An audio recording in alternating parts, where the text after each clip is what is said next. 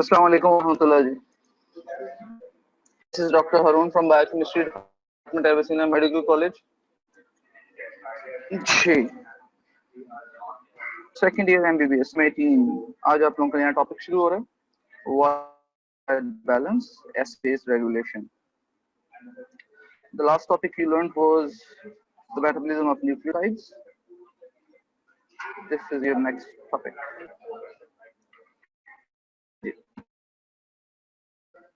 Course outline UHS की तरफ से हेडिंग भी इसकी यही है कोर्स पे, water electrolyte balance acid base regulation. कुछ मेन टॉपिक्स देख लेते हैं जरा एक दो बार की ये देखेंगे.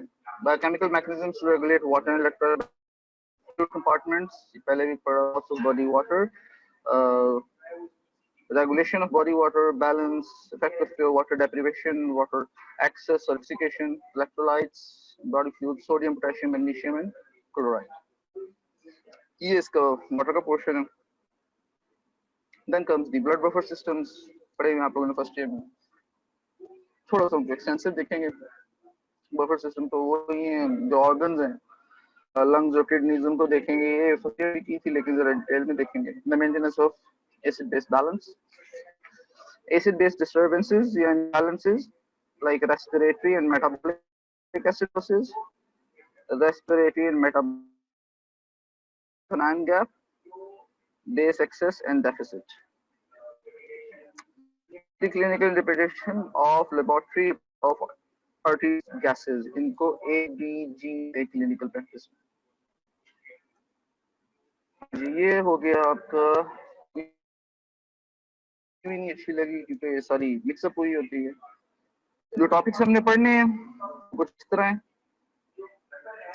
दो मेन टॉपिक्स हैं हमारे पास, वाटर एंड इलेक्ट्रोलाइट बैलेंस और एसिड बेस. ठीक है, हम इनको स्टडी करेंगे. जो चीजें आप लोग उस वक्त तक देख चुके होंगे, आप लोगों को आती होंगी.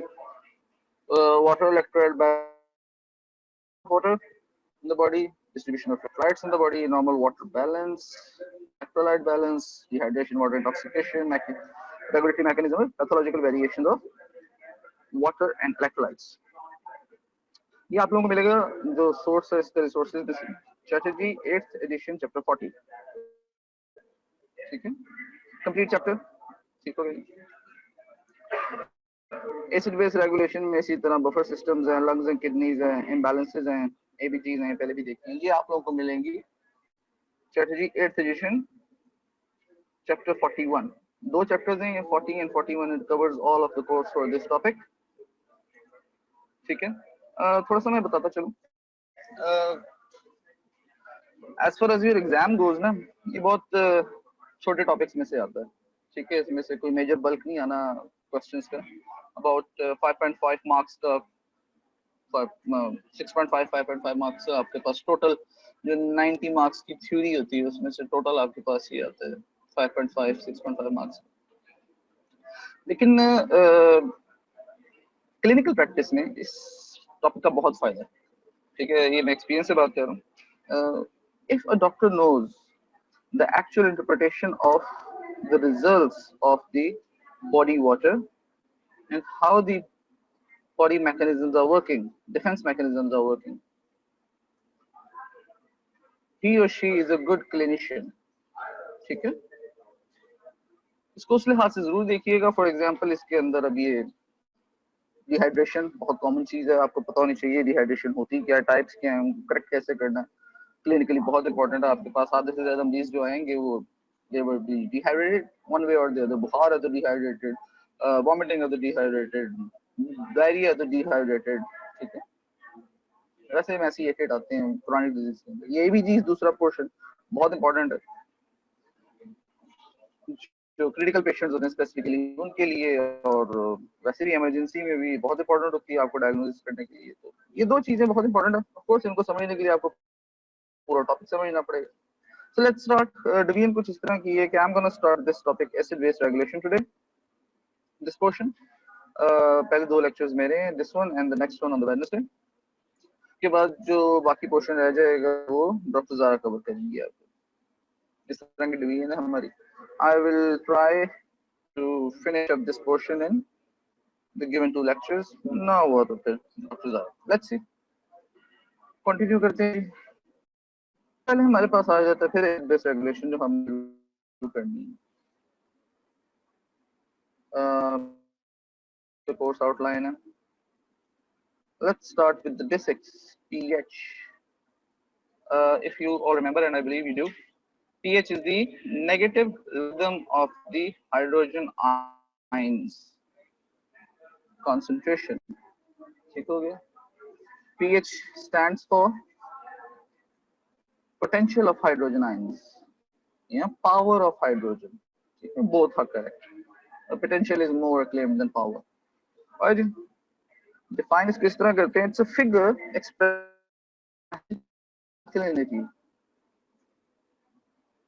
acidity or alkalinity of a solution on a logarithmic scale,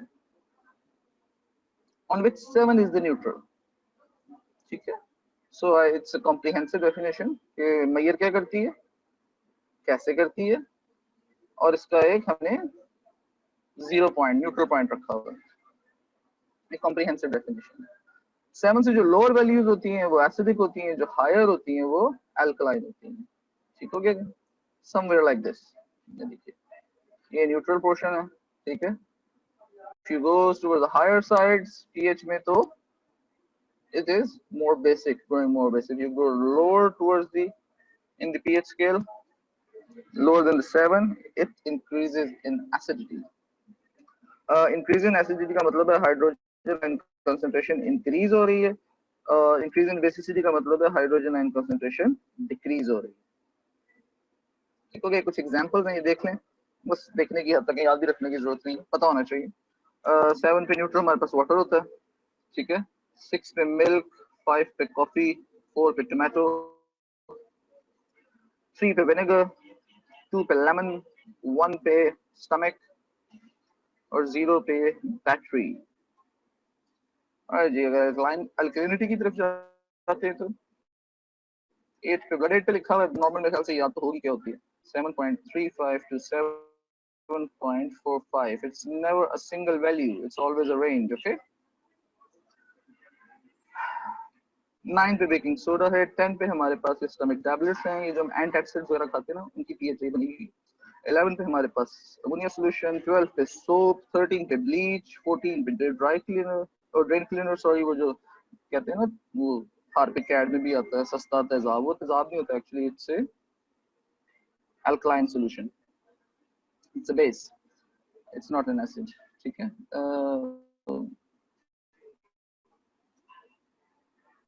छोटा सा एक पॉइंट है यहाँ पे.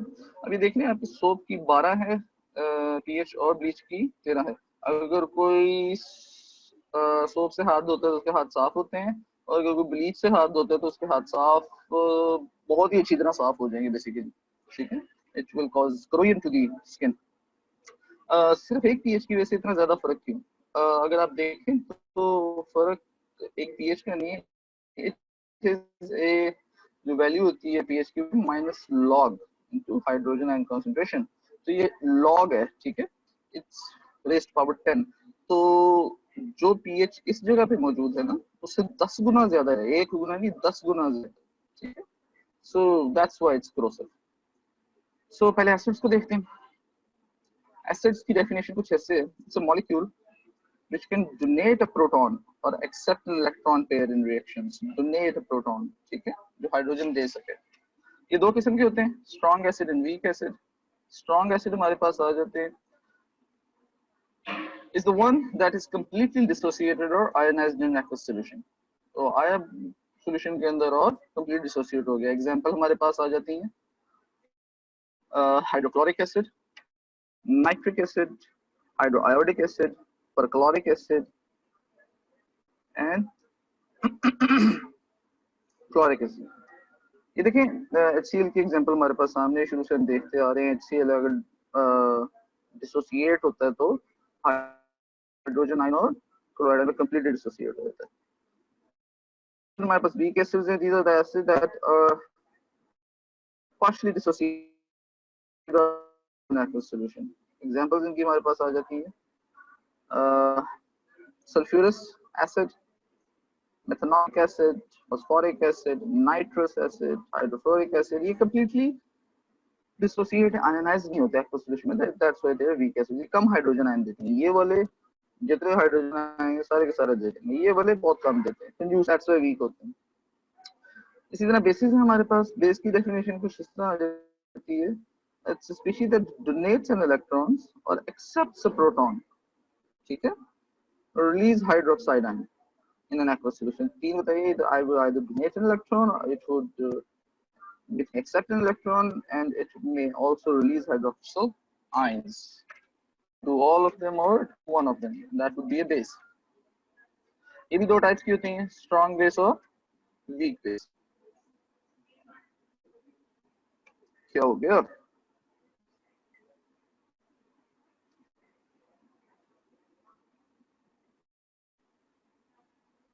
Hold on for a minute. I am having a problem with my phone, I think.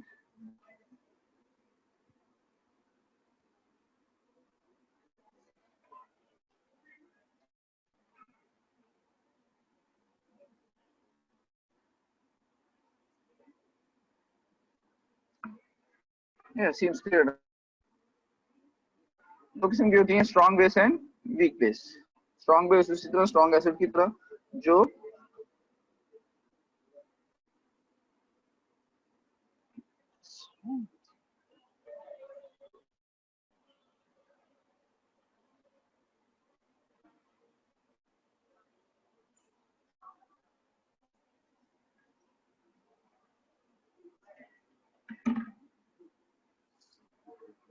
दो किस्म की बेसिस है हमारे पास, strong base and weak base. Strong basis is a base that is completely dissociated in an equation. ठीक है, तुम्हारे पास आ जाएंगे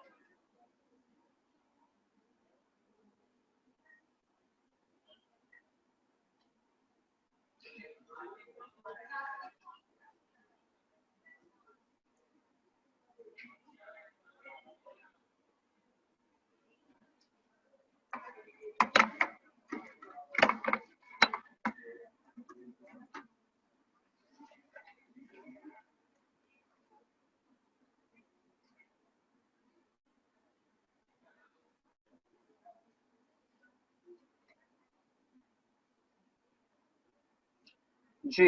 एवरीवन हियर मी? और जी, बेस की डेफिनेशन होगी थी, ठीक है, प्रोटॉन्स देगा, प्रोटॉन एक्सेप्ट करेगा, इलेक्ट्रॉन्स डोनेट करेगा और हाइड्रोक्सिल रिलीज करेगा, तो that would be a base. Strong bases and weak bases. Strong bases वो हैं जो हमारे पास डिसोसिएट हो जाती हैं एक्वस सॉल्यूशन में, ठीक है. एग्जांपल में हमारे पास सोडियम हाइड्रोक्साइड है, हमारे पास बेरियम हाइड्रोक्साइड और कैल्शियम हाइड्रोक्साइड.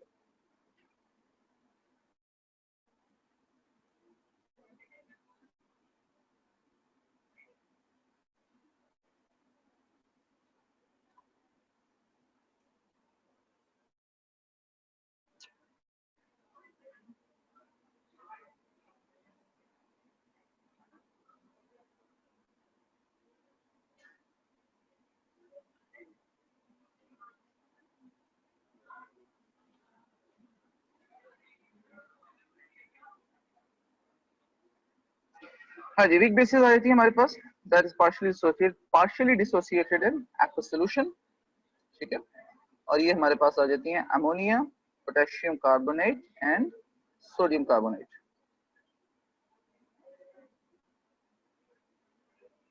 और जी,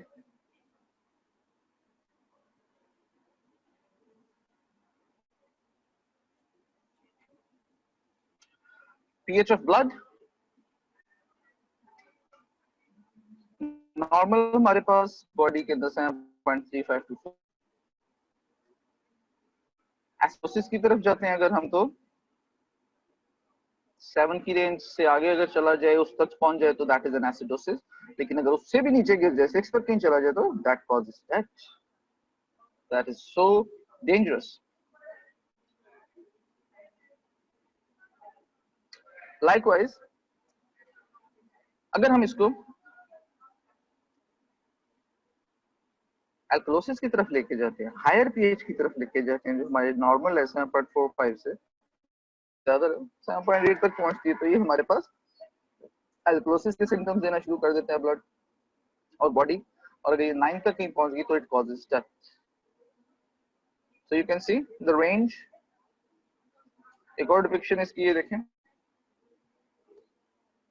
हमारे पास ये पूरा एक दिया हुआ है नॉर्मल रेंज है, और ये हमारे पास दी हुई एक सर्वाइवल रेंज के, इसके बाहर बंदा सर्वाइव नहीं कर सकता। ये बुक्स में कुछ डिफरेंट आई, ऊपर वाली में 6 और 9 लिखी हुई है, यहाँ पे 6.8 और 8 लिखी हुई है। मैंने एक जगह 6.5 से 8.2 भी देखी हुई है। Of course different bodies act differently, ठीक है, but the point to get here is कि as it moves away from the normal value, it is fatal। ठीक हो गया जी। अगेन पीएच स्केल आपके सामने है। अब ये फेटल है तो सही, ये जो मैंने अल्कोहल एसिडोसिस बताया, लेकिन ये अल्कोहल एसिडोसिस होता कैसे है? होता है, ये बड़ा सिंपल सा जवाब है इसका। By the accumulation of acids और लॉस ऑफ बेसिस। क्या होगा? The hydrogen ion concentration would increase, it will rise। If hydrogen ion concentration rises, the pH drops। ठीक है, जैसे कंसंट्रेशन इंक्रीज होती है, पीएच ड्रॉप होना शुरू हो जाती है, and causes acid।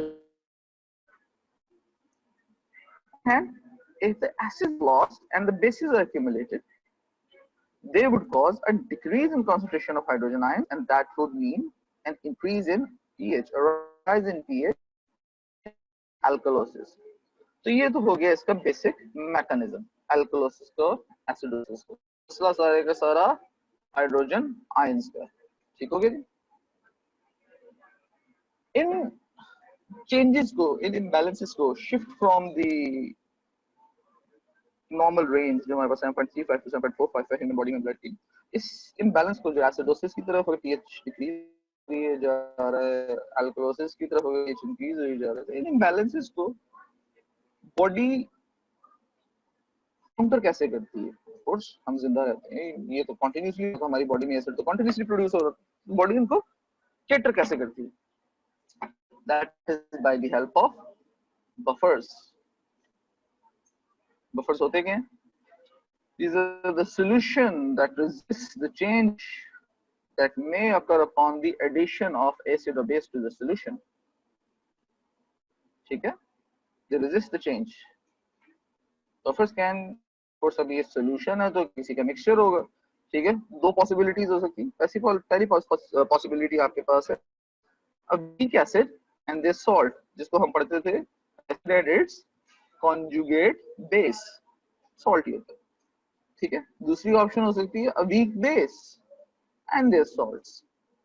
बॉडी के अंदर ना ये वाले ज्यादा कॉमन है, एसिड्स वाले, a weak acid and their salt या conjugate base। ठीक हो गया।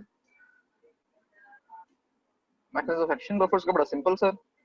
ठीक है, ये देखें आपके सामने एक बफर शो हो रहा है, ये देखें HA आपके पास वीक एसिड है, BA आपके पास सॉल्ट ऑफ दैट एसिड है, यानी कि जो हमारी कॉन्जुगेट बेस है, और A हमारे पास क्या है?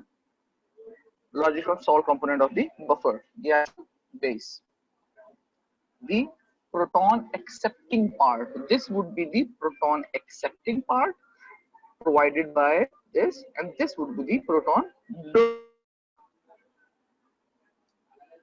alright जी, तो इंस्टेंस पहला, when a base is added तो क्या होगा? बेस ऐड हो रही है, हाइड्रोक्सिल आयंस आ रहे हैं, हाइड्रोक्सिल क्या करेंगे? हाइड्रोक्सिल आयंस को न्यूट्रलाइज करना पड़ेगा हाइड्रोजन आयंस के साथ, ठीक है। तो ये जो हमारे पास वीक एसिड था ना, ये डिसोसिएट होना शुरू होगा जितना भी डिसोसिएट होता है, ठीक है। और ये हाइड्रोजन आयंस प्रोवाइड करेगा और ये हाइड्रोजन आयन हाइड्रोक्सिल के साथ मिलके वाटर क्रिएट करेंगे,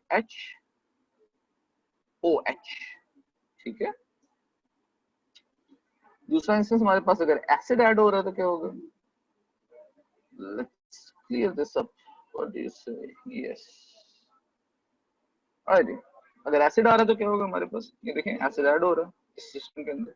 तो ये जो इसकी कॉन्जुगेट बेस थी, प्रोटॉन एक्सेप्टिंग पार्ट, ठीक है ना, जो बेस थी इसकी, वो एसिड उसके साथ मिल जाएगा and it will make a weak base, एक कंसंट्रेटेड एसिड से एक वीक एसिड बन जाएगा। This is how buffers act. दो उनके कंपोनेंट्स होते हैं और वो दोनों कंपोनेंट्स सीसॉ खेलते रहते हैं, ठीक है। दोनों ने एक एक फ्रंट संभाला हुआ है, बेस आ गई तो मैं संभाल लूंगा, ऐसा आ गया तो तुम संभाल लेना, संभाल लेना। Alright, this is a shield wall. Buffers का बेसिक काम बॉडी के अंदर, जिस तरह पहले भी बताया अभी, एक शील्ड का, एक डिफेंस मैकेनिज्म का, ठीक है। Defence mechanism against what, against the acid and base imbalance, ठीक है, एसिडोसिस एंड एल्कलोसिस, ठीक है। क्योंकि आपने देखा अगर वो बैलेंस काफी ज्यादा खराब हो जाए तो cause death, so it's a defence mechanism. Saying that the first line of defense against the pH shift would be the chemical buffer systems. Chemical buffer systems हमारे पास काफी सारे बॉडी में, मेजर हमारे पास bicarbonate buffer system, phosphate buffer system है और protein buffer system, ठीक है। प्रोटीन में प्लाज्मा प्रोटीन भी आ जाती है और हीमोग्लोबिन भी आ जाती है। ये सारे आपने डिटेल में फर्स्ट ईयर में पढ़े हैं, ठीक हो गया जी। Then the second line of defense, body है, एक चीज पे तो इत्तेफाक कर नहीं सकती, अल्लाह की बनाई हुई चीज है। आपको मेटाबॉलिज्म में भी डिस्कस हुआ आपके साथ के layers over layers over layers over layers of mechanisms, her mechanism दूसरे मैकेनिज्म को कंट्रोल कर रहा है, ठीक है ना। यहाँ पे भी फेल सेफ दिया हुआ, अगर एक फेल हो जाता है तो दूसरा मौजूद है, ठीक है। फिजियोलॉजिकल बफर्स होते हैं, यानी कि आपके लंग्स और आपकी kidney, the respiratory mechanisms and the renal mechanisms. इसलिए मैंने अभी आपको थोड़ी देर पहले भी बताया था, बॉडी के अंदर ना होता है कि बॉडी में जो एसिड्स है ना वो बहुत ज्यादा प्रोड्यूस होते हैं एज कंपेयर टू बेसिस, ठीक है। तो वो जो extra production of acids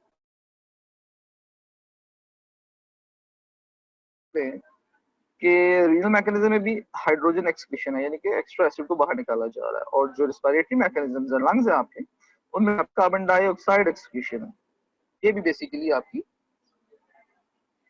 acid को ही बाहर निकाला जा रहा है। कैसे वो आगे देख लेंगे किस तरह। सबसे पहले बाइकार्बोनेट बफर सिस्टम देखते हैं। इसके दो पोर्शन हैं, दो कंपोनेंट्स हैं इस मिक्सचर के। एक हमारे पास आ जाता है कार्बोनिक एसिड H2CO3 और एक बाइकार्ब, इसकी जो कॉन्जुगेट बेस है, it can be NaHCO3, it can be potassium HCO3, ठीक है, ये कुछ भी हो सकता है। और ये जो है ना, ये आपस में जो है, अभी हमने जिस तरह पीछे भी देखा, ये ना चेंज होते रहते हैं आपस में। बाइकार्ब इधर चला जाता है, ये इधर टूट के आ जाता है। कैसे आते हैं, अगर हमारे पास लेट्स से एसिड इंक्रीज हो गया, इंक्रीज हाइड्रोजन आयन कंसंट्रेशन होगी by the addition of acid in the system, तो क्या होगा, हाइड्रोजन आयंस इस रिएक्शन में ऐड होने शुरू हो जाएंगे। अब रिएक्शन कैसे चलेगा, हाइड्रोजन आयन और बाइकार्ब आयन जो है वो आपस में मिल के बना देंगे कार्बोनिक एसिड। तो reaction would go in the left side, ठीक हो गया। अब इस कंडीशन के अंदर हमारे पास हाइड्रोजन आयन कंसंट्रेशन ज्यादा है। अब अगर बॉडी इसको पहले जो हाइड्रोजन कंसंट्रेशन ज्यादा हुई थी यहाँ से, ठीक है ना, उसको बॉडी ने कैसे कंपनसेट किया, कैसे काउंटर किया, कैसे उसका डिफेंस किया, जो एक्स्ट्रा एसिड आ था बेस उसके साथ मिलकर वीक एसिड बना लिया, ठीक हो गया। अब अगर खुदा ना खास्ता ये हाइड्रोजन आयन कंसंट्रेशन जो है काउंटर होने के बाद डिक्रीज में जाना शुरू हो जाती है, ये एसिड रिमूव होना शुरू हो जाता है ज्यादा बॉडी से और डिक्रीज में जाना शुरू होती है, तो क्या होगा, अब उसको बैलेंस तो करना ही है, तो फिर एल्कोलिसिस की तरफ जाना शुरू हो जाएगा। तो बॉडी उसको उस वक्त कैसे बैलेंस करती है, ये जो हमारे पास प्री फॉर्म्ड या ऑलरेडी प्रेजेंट कार्बोनिक एसिड होता है, डिसोसिएट होना शुरू हो जाता है और हाइड्रोजन आयन को रिप्लेनिश करना शुरू कर देता है, ठीक है ना, साथ ही बाइकार्ब को भी रिप्लेनिश करना शुरू कर देता है। So body normal pH range में ही रहती है। सेकेंडली हमारे पास आ जाता है फॉस्फेट बफर सिस्टम। उसके कंपोनेंट्स कुछ ऐसे हैं, NaH2PO4 एंड NaHPO4, ठीक है।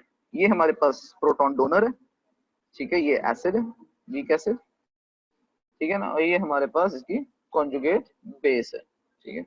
अब ये यूजुअली Na2HPO4 होता है, इसका पूरा जो सॉल्ट होता है ना, Na2HPO4 होता है जो पूरा सॉल्ट होता है, ये ब्रेक डाउन होता है इनटू NaHPO4 में, ठीक है, और सिर्फ सोडियम आयन, ठीक हो गया जी। ये NaPH4 जो हमारे पास इसकी कॉन्जुगेट बेस है।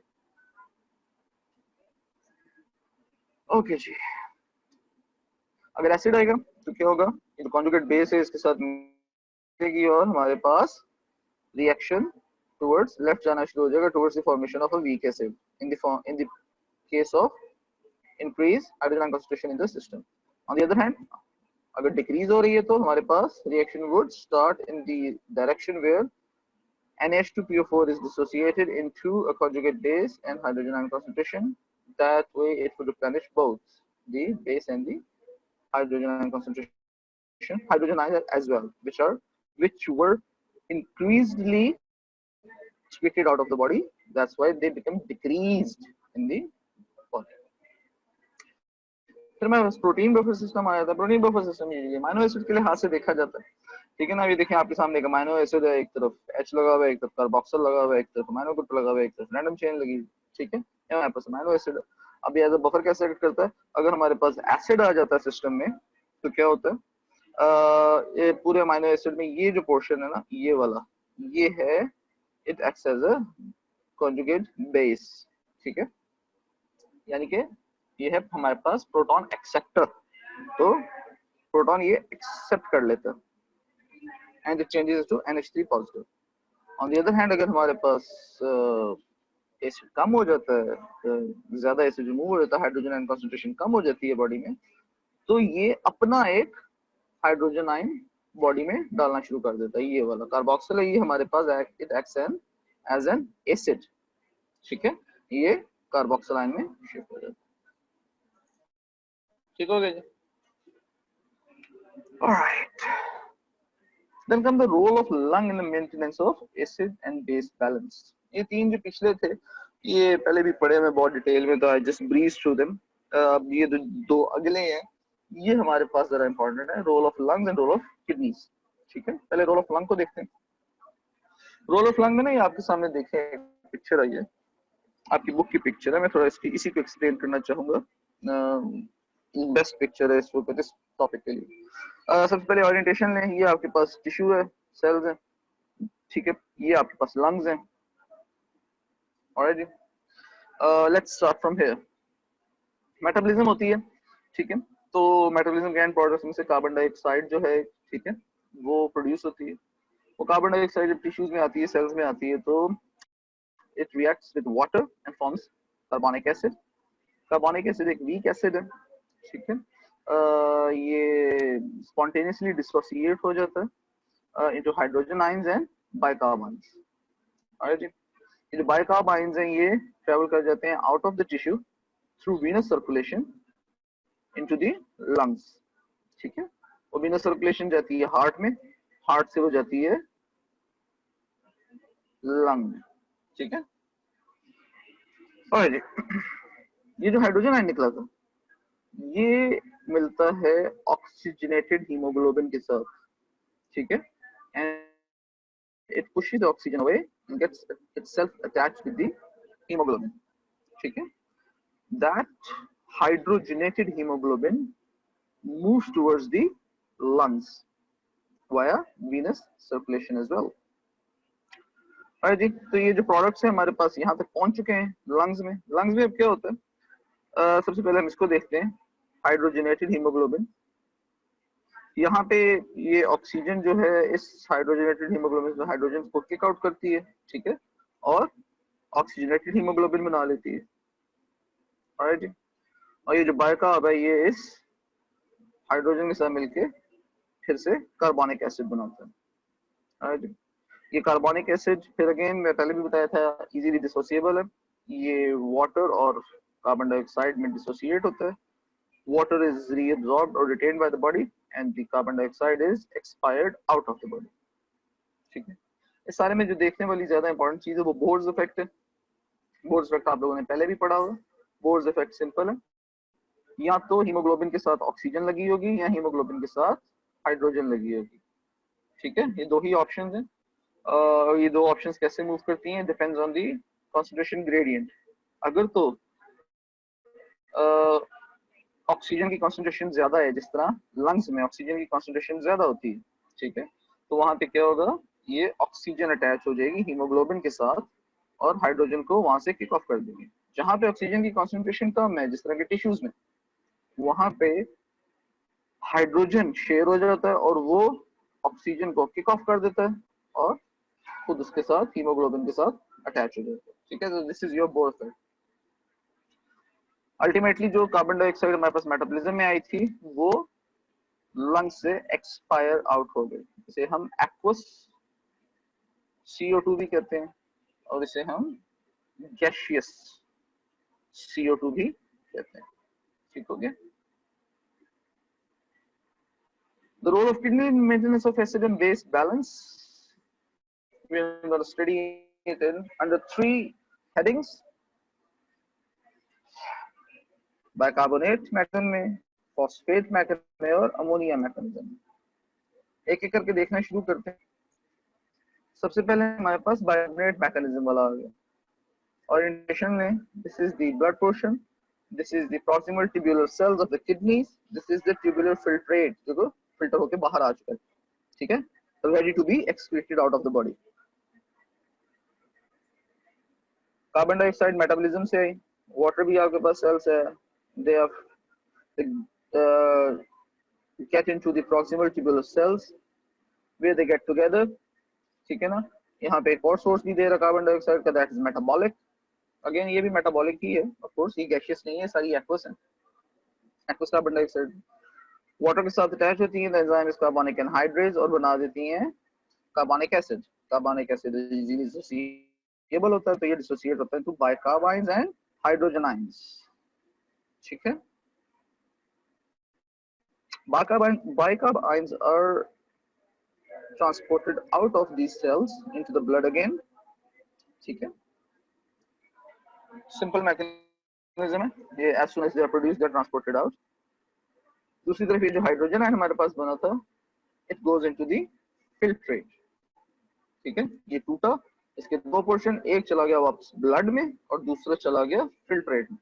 ठीक है, this is in the condition जहां पे बॉडी में एसिड ज्यादा होगा, एसिडोसिस ज्यादा होगा, क्योंकि देखिए कार्बन डाइऑक्साइड आ रही है ज्यादा। ठीक है, कार्बन डाइऑक्साइड ज्यादा आ रही है तो इसका मतलब ज्यादा एसिड प्रोडक्शन हो रही है। As you can see carbon dioxide water के साथ मिलके एसिड बना रहा है, तो एसिड प्रोडक्शन ज्यादा होगी। तो एसिड प्रोडक्शन ज्यादा होगी तो क्या होगा, बॉडी कैसे कंपनसेट करेगी, एसिड को कि बॉडी से एक्सक्रीट आउट करेगी। सो ये हमारे पास हाइड्रोजन आयन चले जाते हैं इन द ट्यूबुलर फिल्ट्रेट। वहां पे जो बाइकार्ब आयंस पड़े होते हैं, सोडियम बाइकार्ब है जिस तरह, ठीक है, एग्जांपल है इस मैकेनिज्म में यूज भी यही होता है, सोडियम बाइकार्ब। ये क्या करता है, ये डिसोसिएट होता है, बाइकार्ब जो है इस हाइड्रोजन के साथ मिलकर फिर H2CO3 बना देता है। ठीक है, that would B excreted out of the body. और ये सोडियम जो है, this sodium that diffused in the tubular cells. अच्छा, ये जो मैकेनिज्म है ना, जहां हाइड्रोजन बाहर की तरफ जा रही है और सोडियम अंदर की तरफ जा रही है, ये होता है एक फ्लिप फ्लॉप की तरह। ठीक, ये हाइड्रोजन सॉरी ये हाइड्रोजन अंदर है, ये सोडियम, हाइड्रोजन अंदर की तरफ है, सोडियम बाहर की तरफ है। ठीक है, तो ये एक चैनल तरफ खड़े हो जाएंगे and that channel will flip in a sense कि ये सोडियम अंदर की तरफ आ जाएगी और हाइड्रोजन बाहर की तरफ चली जाएगी, इट वुड फ्लिप। ठीक है, और ये पैसिव डिफ्यूजन होती है। पैसिव डिफ्यूजन एनर्जी यूज नहीं होती कि ये दोनों एक दूसरे के साथ एक्सचेंज हो रहे होते हैं। ठीक है, तो ट्यूबुलर सेल्स में सोडियम आ गया, ट्यूबुलर सेल्स में ये बाइकार्ब था जो वापस ब्लड में एब्जॉर्ब हुआ था। ठीक है, ये जो सोडियम है ये सोडियम पंप के थ्रू, एक्टिव ट्रांसपोर्ट के थ्रू एटीपी यूटिलाइज करके ये ब्लड में जाता है और बाइकार्बन्स को रिप्लेनिश कर देता है। ठीक है, तो जहां पे बॉडी ने हाइड्रोजन आयन की कंसंट्रेशन को कम किया बाय एक्सक्रीटिंग इट आउट, ठीक है, वहीं पे बॉडी क्या कर रही है, बाइकार्ब्स नेगेटिव बेस को इंक्रीज कर रही है, टू फोल्ड्स।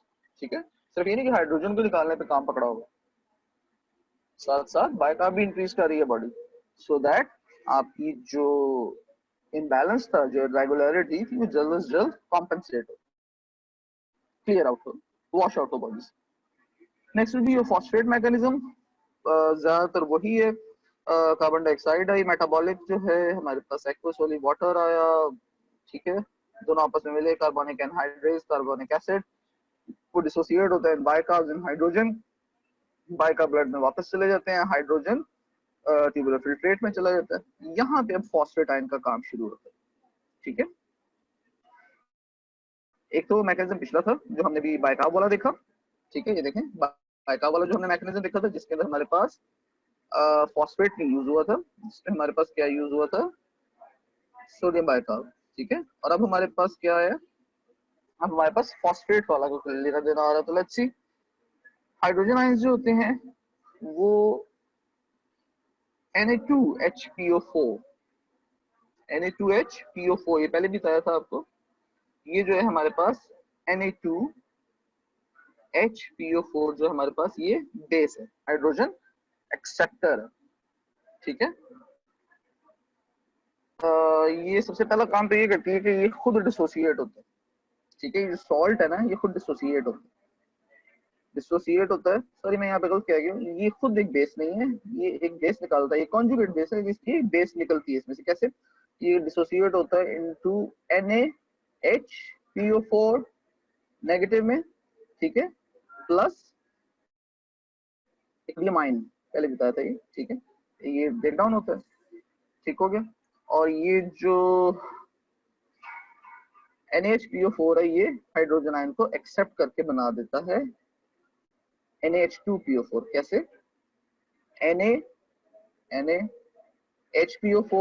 HPO4 और ये वाला hydrogen makes Na2HPO4, that is an acid. थोड़ा सा फर्क है सिर्फ इनमें, NaH2H और एक Na2H है।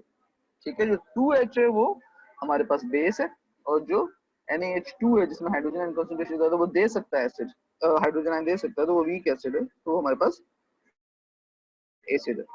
ऑलराइट जी, तो इस रिएक्शन में आपके पास एक वीक एसिड प्रोड्यूस हुआ और ये सोडियम रिलीज हुई। ये सोडियम पैसिव डिफ्यूजन से गई अंदर इनटू द ट्यूबुलर सेल्स, और वहां से ये गई आपके सोडियम पंप के through by the utilisation of energy into the blood, और वहां पे जाके बाइकार्ब को इंक्रीज करती है। सो अगेन, जहां पे इस पूरे फिनोमेना में हाइड्रोजन आयन कंसंट्रेशन को डिक्रीज किया जा रहा है बाय एक्सक्रीशन, वहीं पे बाइकार्बोनेट को प्रोड्यूस किया जा रहा है। ठीक है, टू कॉम्पेंसेट। ठीक हो गया जी। Next is the ammonia mechanism. माशाल्लाह आपके मेटाबॉलिज्म सारी पढ़ ली नहीं है, तो ये समझना आप लोगों के लिए बहुत आसान होगा। Glutamine, under the influence of glutaminase enzyme forms glutamate and a ammonia group is released। ठीक है, alright जी, यही सारा phenomena oxidative deamination of other amino acid से भी होता है कि आपके पास NH3 प्रोड्यूस होना शुरू हो जाए। alright जी, ये जो अमोनिया है ये ट्यूबुलर फिल्ट्रेट में जाता है। ठीक है, और वहां पे it waits for what, it waits for this carbon dioxide, this and H2CO3 which dissociated into hydrogen ion and bicarbonate ion। Hydrogen ion is filtrate, और ये जो इसका वेट था वो खत्म हुआ, और ये दोनों आपस में बॉन्ड बनाते हैं और एक कंपाउंड बनाते हैं, दैट इज NH4। पॉजिटिव, ठीक है। NH4 पॉजिटिव ट्यूबुलर फिल्ट्रेट में मौजूद सॉल्ट के साथ रिएक्ट करता है और उसके क्लोराइड आयन के साथ बॉन्ड बना के NH4Cl बना देता है, ammonium chloride, which is excreted out of the body in urine. जबकि ये सोडियम जो है ये passive diffusion, then active diffusion और then production of bicarbs NaHCl3। Hydrogen is excreted out, bicarb is produced। ये तीनों फिनोमेना जो थे ना, ये आपके किस चीज को शो कर रहे थे कि अगर बॉडी में एसिड प्रोडक्शन ज्यादा हो जाए तो क्या होता है, ठीक हो गया। ये आपका किडनी का मैकेनिज्म हो गया, पहले हमने उसका लंग का मैकेनिज्म देखा था, ठीक है, उसमें बोर्ड इफेक्ट था, इसमें तीनों डिफरेंट है। Majority of the reaction same है। पहले वाली में जो बाइकार्बोनेट वाला था उसमें हमारे पास bicarbonate from the tubular filtrate use हुआ था, जो फॉस्फेट वाला था वहां पे ट्यूबुलर फिल्ट्रेट में हमारे पास Na2HPO4 जो हमारी कॉन्जुगेट बेस है वो यूज हुई थी, और अभी अमोनिया है, इसके अंदर हमारे पास NH3 अमीनो एसिड से आता है और हाइड्रोजन हमारे पास एसिड से आता है, और वो NH4 बनाते हैं और क्लोराइड आयन के साथ बॉन्ड बना के अमोनियम क्लोराइड बना लेते हैं। यहाँ पे छोटा सा टॉपिक है एनायन गैप, वो देख लें। Anion gap is a mathematical approximation of the difference between the anions and the cations routinely measured in the serum. So routinely measured cations, positive ions कौन से हैं? Sodium and potassium ions। और routinely measured anions कौन से हैं हमारे पास? Chloride ion और bicarb ion।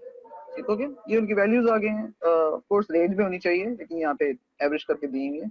Sodium 137 milli equivalents, potassium 6 milli equivalents, chloride 102 milli equivalents, bicarb 24 milli equivalents, ठीक है, ये हमारे पास है।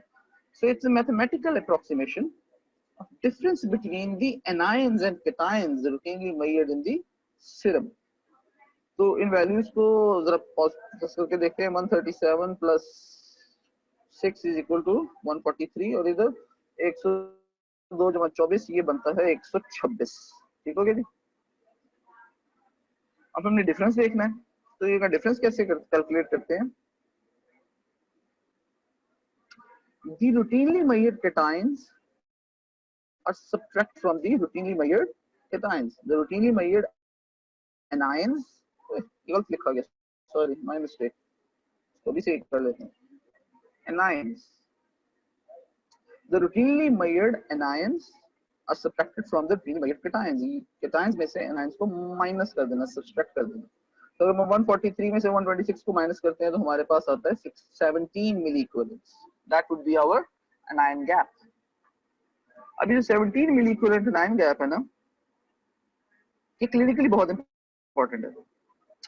अगर ये एनायन गैप इंक्रीज हो रहा है तो ये कुछ डिजीजेस की तरफ इशारा करता है। We should go towards them, start diagnosing, start our differential from these diseases। Diseases like uremia, renal failure, ketoacidosis, methanol और ethanol poisoning। यही अगर एनायन गैप कम होना शुरू हो जाता है तो हमारे पास दोबारा से कुछ डिजीज की तरफ इशारा होता है। अब उनको डिजीज को देखना पड़ेगा, हाइपोएल्ब्यूमिनीमिया एंड हाइपरकैल्सीमिया। ठीक है जी। So that is why it's clinically important। ये आपको डायरेक्ट करता है towards some specific diseases। इसकी मजीद लिस्ट आपकी बुक में दी हुई है, वो आप देख लें। हर डिजीज को यहाँ पे एक्सप्लेन नहीं किया जा सकता, बट आपको ना समझ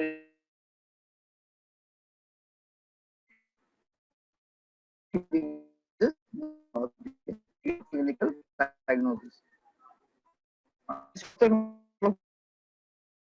किडनी हो गया और एनायन गैप हो गया, ये है हमारा नेक्स्ट टॉपिक, दिस इम्बैलेंस। उसके बाद हम करेंगे आखिर में इंटरप्रिटेशन ऑफ एबीजीज। जी अब तक कोई क्वेश्चन है तो बताएं। I am gonna look into chat, फिर थोड़ा सा आपको आगे का ओवरव्यू देता हूँ अगले लेक्चर का। अभी तक के लिए आज मैंने इतना ही आप लोगों के लिए डिवाइस किया हुआ कि बस एक रिव्यू हो जाए, थोड़ा सा ये मैकेनिज्म किडनी का देख लें और लंग्स का देख लें। दैट इज इट आज के लिए। ठीक है, तो आप काइंडली कोई क्वेश्चन है तो प्लीज बताएं। मैं चैट की तरफ रुझान करूं अपना।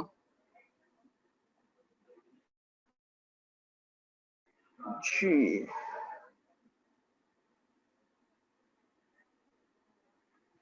जी बेटा, यहाँ मैं एट योर चैट पेज। बताइए, do you have any questions up till now? आप रेज हाथ भी रेज कर सकते हैं, आपको एडमिन जो है वो अलाउ कर देंगे। ओह सॉरी, होस्ट जो है वो अलाउ कर देंगे।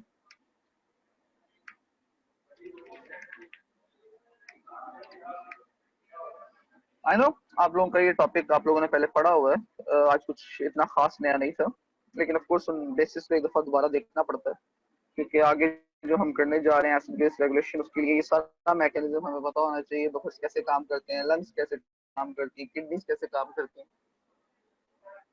सो do we have any questions? कोई हैंड्स रेज हैं? चैट पे कुछ चल रहा है? चलेंगे, as I can't see any questions anywhere, I'm going back to my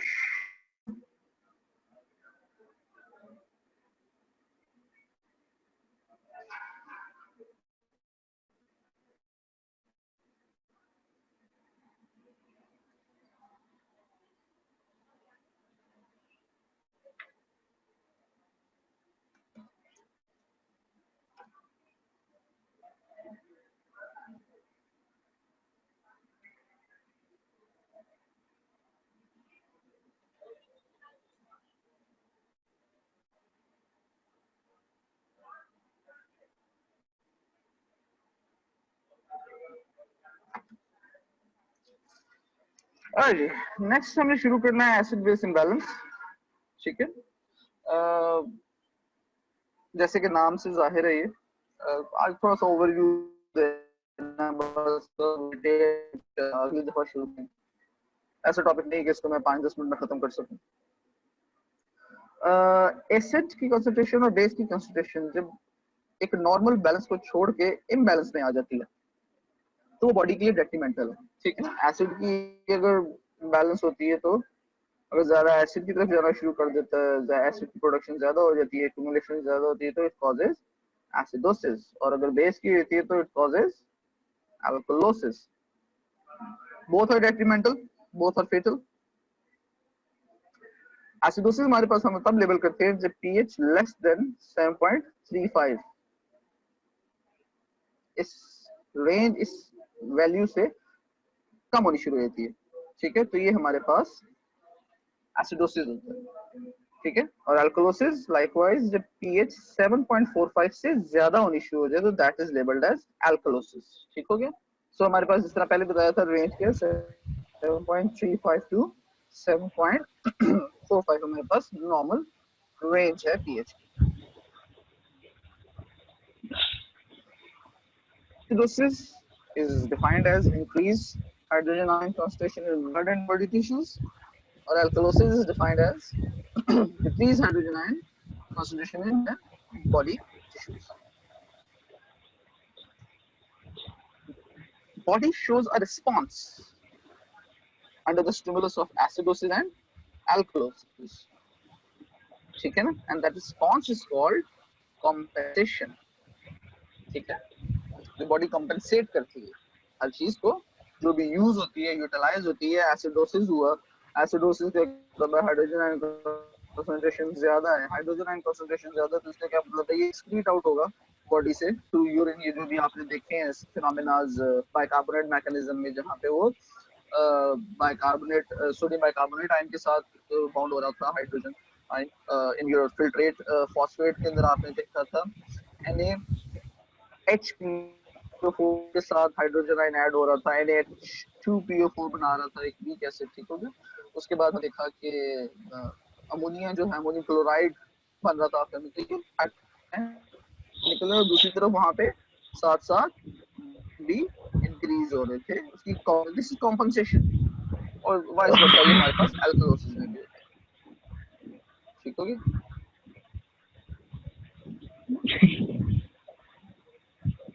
अगर एसिडोसिस होगी तो किस टाइप्स की हो सकती है, और अगर अल्कलोसिस होगी तो किस टाइप की हो सकती है। ये हमारे कोर्स में हमने देख लिया। तो इनको टेबुलेट कर लेते हैं। एसिडोसिस हमारे पास दो टाइप की है। It would either be a metabolic acidosis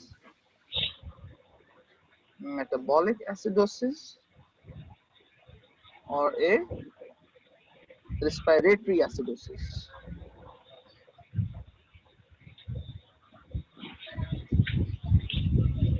Alkalosis likewise would be either a metabolic alkalosis or respiratory alkalosis. तो दो किस्म की मेटाबॉलिक है और दो किस्म की रेस्पिरेटरी है। एसिडोसिस भी हो सकता है, एल्कलोसिस भी हो सकता है, मेटाबॉलिक एसिडोसिस भी हो सकता है और ठीक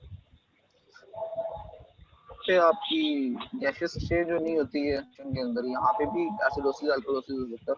ज्यादा CO2 एक्सक्रीट आउट हो गया तो एल्कलोसिस हो, CO2 रिटेन हो गई तो हो जाएगा। अगर ज्यादा हाइड्रोजन आयन एल्कलोसिस हो जाएगा। अगर हाइड्रोजन आयन एक्युमुलेट होना शुरू हो गया तो आपके पास एसिडोसिस हो जाएगा। ठीक है। एसिडोसिस को मेटाबॉलिक एल्कलोसिस को भी रेस्पिरेशन कॉम्पेंसेट करती है, लंग्स कॉम्पेंसेट करती है, जबकि रेस्पिरेटरी एसिडोसिस को रीनल कॉम्पेंसेशन डील करती है और एल्कलोसिस को भी रीनल कॉम्पेंसेशन ही डील करती है। जी, इसको समझना है कि अगर तो मसला मेटाबॉलिक है, का मतलब है किडनीज में इशू है, किडनीज काम नहीं कर रही। ठीक है, किडनीज काम नहीं कर रही। अगर किडनीज काम नहीं कर रही तो जो भी उसका डिस्टर्बेंस हुआ, इम्बैलेंस हुआ, आइदर इट्स एसिडोसिस और इट्स एल्कलोसिस, ठीक है, जो भी इम्बैलेंस हुआ, किडनीज तो ऑलरेडी काम नहीं, उन्होंने काम करना, लंग्स में रेस्पिरेशन काम करेगी। और अगर रेस्पिरेटरी इशू है, ठीक है, अगर रेस्पिरेटरी इशू है, चाहे वो एसिडोसिस है चाहे वो एल्कलोसिस है, इसका क्या मतलब है कि हमारे पास जो लंग्स हैं वो काम नहीं कर रही। ठीक है, काम नहीं कर रही। जब काम नहीं कर रही तो कौन सा ऑर्गन उसकी कॉम्पनसेशन करेगा, उस मसले को ठीक करेगा, उस इम्बैलेंस को करेक्ट करेगा? That is kidney. ठीक है। सो अगर मेटाबॉलिक इश्यूज हैं तो मसले हल लंग करेगा, अगर इसका इम्बैलेंसेस हैं तो मसला लंग्स का है, हल किडनी करेगा। ठीक हो गया जी। ये था अगले टॉपिक का थोड़ा सा आपको एक इंट्रो। इंशाल्लाह इसको डिटेल में देखेंगे, ये कॉम्पनसेशंस होती कैसे हैं, ये इम्बैलेंसेस क्रिएट कैसे होती हैं, इम्बैलेंसेस को बॉडी किस किस तरह से ठीक करती है खुद, और हम इसको कैसे ठीक कर सकते हैं। बॉडी ठीक करती है पहले केमिकल बफर्स से, फिर बॉडी ठीक करती है फिजियोलॉजिकल बफर्स से जो हमारे पास और, ठीक है, उसके बाद हमारे पास आ जाते हैं हॉस्पिटल्स। अगर मसला उससे ना हल हो रहा बॉडी के अपने मैकेनिज्म से, अस्पताल का मुंह किया जाता है जहाँ पे डॉक्टर होते हैं, उन्होंने इस चीज को मैनेज करना होता है, क्योर करना होता है। ठीक है, क्योर करना है कैसे, अगर पता ही नहीं है कि होगा क्या तो क्योर कैसे करेंगे, नहीं कर सकते। If you can't decide whether the patient is suffering from metabolic acidosis, respiratory acidosis, metabolic alkalosis, respiratory alkalosis, if you can't even decide that, how can you treat that? You can't. A majority of the patients चारों में से किसी एक condition आपके पास receive हो, हमारे यहाँ डॉक्टरों को नहीं, क्योंकि वही बात है ना, तो लाइटली लेके, क्योंकि टॉपिक इतना है नहीं ल्यूक्रेटिव, तो इसको इतना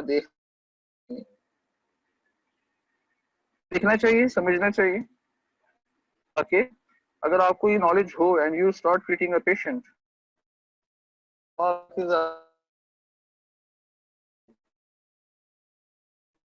जिंदगी में as planned, but as far काम होता है अपनी पूरी कोशिश करना, उसके अंदर हमारा ये काम है कि हम उसे डायग्नोज टाइमली कर सकें। तो टाइम की सारी बात होती है।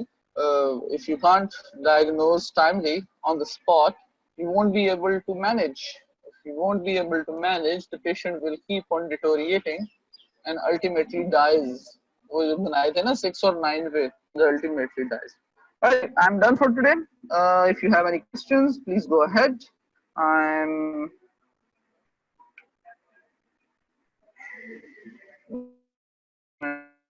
share बंद कर रहा हूँ. Yes. The chat page is open in front of me. आप हैंड भी रेज कर सकते हैं, माइक भी खुल जाएगा, अनम्यूट कर दिया जाएगा please. Do you have any questions? भाई कोई है भी कि नहीं आज लेक्चर में? कोई है भी कि नहीं आज लेक्चर में? मुझे तो लग रहा है कोई भी नहीं है. चलें जी. At least show me someone is alive out there. मैं पूछ रहा हूँ होस्ट से कि कोई लेक्चर में मौजूद ही है कि नहीं, कि मैं हवा पे पड़ा जाए. Oh, thank you very much, thank you very much, thank you to both of you. चलो एटलीस्ट मुझे ये तो हुआ कि किसी ने तो सुना. चलें, क्वेश्चंस पूछा करें. आई कैन अंडरस्टैंड आप लोगों का बड़ा बड़ा टॉपिक था. वो थैंक यू सर, बहुत बहुत शुक्रिया जी, बहुत शुक्रिया. Thank you very much to all of you. बात कर दो, बात करने दो. एनीवेज, आप लोगों का बड़ा बड़ा टॉपिक था, थोड़ा सा रिकॉल हुआ. मुझे उम्मीद है रिकॉल हुआ होगा. ठीक है. ड्यूरिंग माय लेक्चर तो कोई आप लोगों को फीडबैक देना हो तो ये चैट एक अच्छा फिनोमेना है, एक अच्छा, इसको पॉजिटिवली और कंस्ट्रक्टिवली यूज किया जाए तो बहुत अच्छी चीज है. पॉइंटर्स देते रहा करें, ठीक है. और ऑफ कोर्स मैंने lecture finishes, which will in a couple of minutes, I would surely go through the chat and note down those points, and I will try to incorporate them into my studies further on. चले जी, एक आधा आखिरी minute रह गया, फिर से आवाज लगा रहा हूँ, सदा लगा रहा हूँ. कोई क्वेश्चन है तो पूछ लें, मुझे भी कुछ सीखने का मौका दें. आप लोग बहुत बहुत बहुत ज्यादती करते हो, खुद सीख के चले जाते हो. जो भी सीखता है कुछ, जो नहीं सीखता उसकी मर्जी में, जो भी सीखता है वो सीख के चला जाता है. हमें कुछ सीखने का मौका नहीं देते. क्वेश्चन ही पूछोगे तो हम कैसे सीखेंगे? और सीखे बगैर तो गुजारा नहीं है. चलें जी. Seems like there are no questions. Have a good rest of the day. I'm signing off. Allah Hafiz.